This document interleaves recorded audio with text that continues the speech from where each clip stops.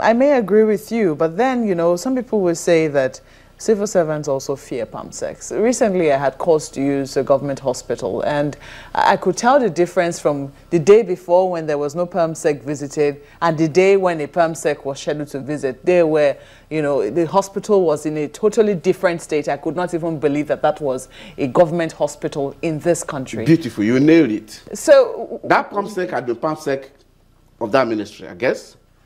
The day before you visited, he has been at the helm of affairs, and people were doing things anyhow. But until the land he was visiting, or she was visiting, that's eye service. Exactly. No, that PAMSEC ought to have instituted a system that allows people to function effectively, so, whether he's there or not. You don't have to visit for me to be efficient. The system ought to make me efficient. The question is, what changes? Why do people give eye service? Why the need? Because if you claim, for instance, in a hospital that there are no sheets on a bed, and then the day that a PAMSEC is visiting, all the beds are made. Are draped. You know, what exactly informs that sort of behavior? What has informed that is our history of eye service in the system, a history of failure of the public service. The public service has collapsed. There's no doubt. I've been there. I was there briefly. I was in National Assembly when I was media advisor to the President of the Senate. And I saw that there was a different culture from where I was coming from, the private sector, and what I saw among the public sector operators. People just come to work and lazy up for the day. That job they ought to have done that time, they won't do it. So what informs that sort of behavior? What informs it is that people are not being punished. There's no effective check. You know, you just cited an example, and I'm telling you that that PAMSEC had been PAMSEC of that particular ministry. But until he visited, people did not sit up. Well, which means in this particular scenario, just a moment, in this particular scenario, because I did make some inquiries, his PAMSEC was new. I think she was just making the rounds amongst all the hospitals that, you know, she'd just been appointed to oversee. So she was relatively new. But that's not the issue. The question is, if, for instance, you know the right thing to do, or you know that there are things that you can do. I mean, you run a hospital, for God's sake. You should be able to ensure that people get service when they need the service, and they get the things that government has provided for their use in that particular hospital. Yeah. What informs the behavior of eye service? If you know that you have a job to do as, you know, a civil servant, and you can do it in 30 minutes, what informs doing it in 30 days? What informs that sort of behavior? Let me tell you the nature of the civil service. The civil servant, once she's employed or she's employed, feels that I have a job for life. Until we put in a structure and a system that will check you out of that system on the ground of inefficiency. I was watching a clip on this channel, was it this morning or last night, of Fayoshe. He paid on a scheduled visit to some ministries, and people didn't come to work by 8 a.m. And he set up a disciplinary committee to look into the affairs, and he said he would take action.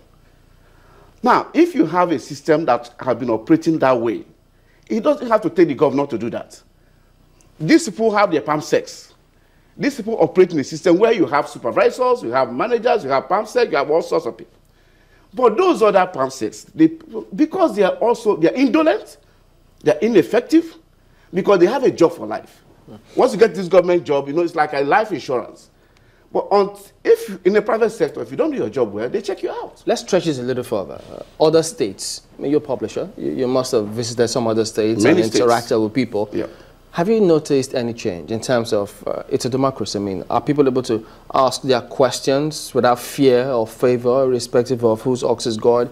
Are they, especially when it has to do with the emoluments, many of them have not been paid, do governments there, do they have a mindset changing things, especially civil service? Many of the states are civil service states. Yeah. And so how serious did they take them? What has changed so far for you? Have you seen any of such? Well, I think the only change I've seen so far is the change in the presidency in Abuja in the appointment, in the body language of Mr. President. The states? Yes. No, I'm talking the presidency. Now, coming down to the states, even spreading to parastatals.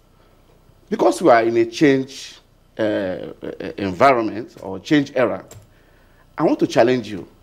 Can you go to the passport office, immigration now, fill the form like a normal citizen without being sponsored by the immigration officer, and see whether you get your international passport? Can you go to the Road Safety Commission now? Fill the form like any other Nigerian. But that happens regularly before now, doesn't it? No. You walk in there, you fill your form, and then you don't have to grease anybody's palm, and nobody takes you, no personnel of that agency sponsors you, as it were. There are many who do that who don't get sponsored. And they get these services as they should get it? Mm-hmm. I don't think so. I have investigated a story. Wait, they compel them to do what? Just you wait. I've investigated a story on immigration and acquiring Nigerian passport and the Ikoyi Office of Immigration. I sent my reporter there. And immediately you walk in there, they take you through a process. In fact, he said we should apply. We wrote an application. And the man was saying, oh, but this thing was not properly addressed. I said, how should it be addressed? See, when they erect these bricks before you, you don't have any reason. And you want your passport. You want to travel. Okay, now that's what you experienced, what your reporters saw. Yeah, that's what my reporter saw. But what I'm saying that, see, most of these things have not trickled down. I pray that with time, maybe in the course of 2 years, 3 years, some of us will see change in the states, in the parastatals and agencies. I get your point. It's a gamut of problems.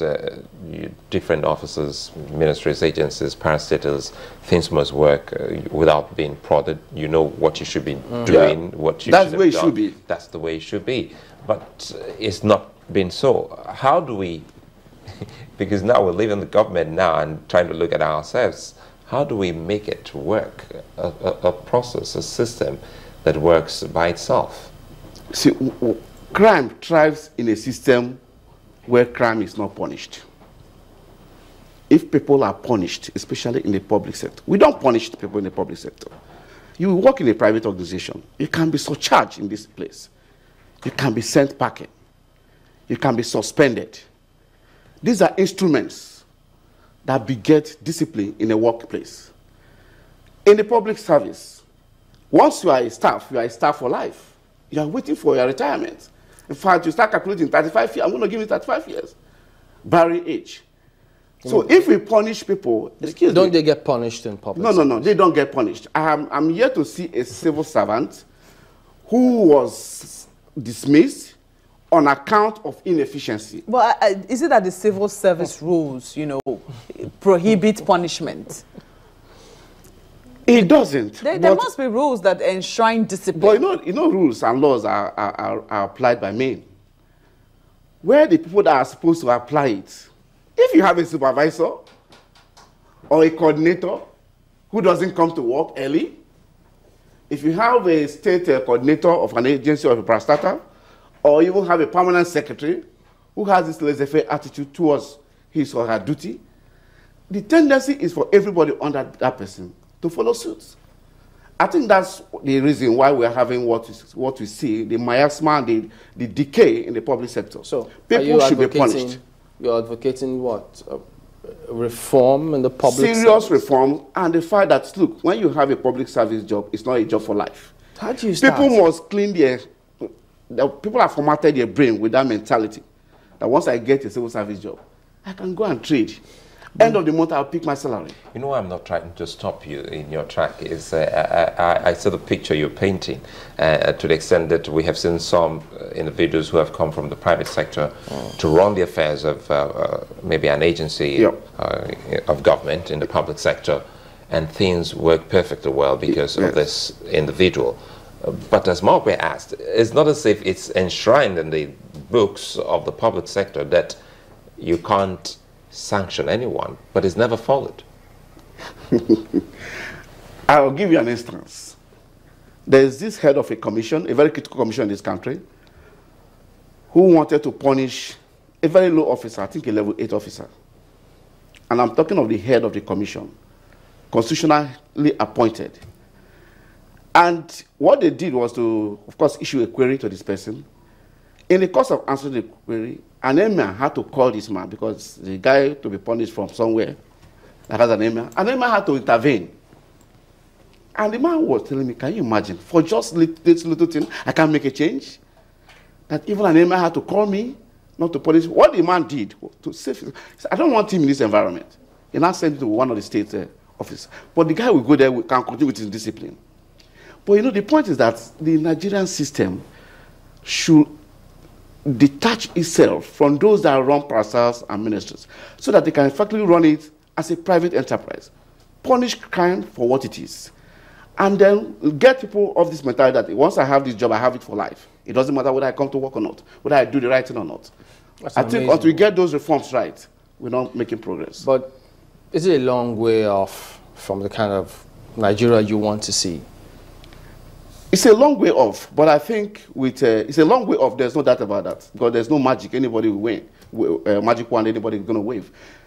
But I think with the president that we have now, if he continues in the manner he's doing, by which one? Okay, yeah. President Buhari, in the manner he's doing, in the manner I'm talking about is this, making it obvious that I am against corruption, and if you have to work with me, you have to be against, you have to hate corruption. And I want to see Mr. President going forward punish ministers, punish his appointees, and tell Nigerians, I am sacking this minister because of this misdeed. If we do things this way, you know, there's something they call inductive effect. We just, the bandwagon effect will catch up with all of us. All right, interesting perspectives. Mr. Ken Beche, thank you very much indeed for talking to us today. Thank you.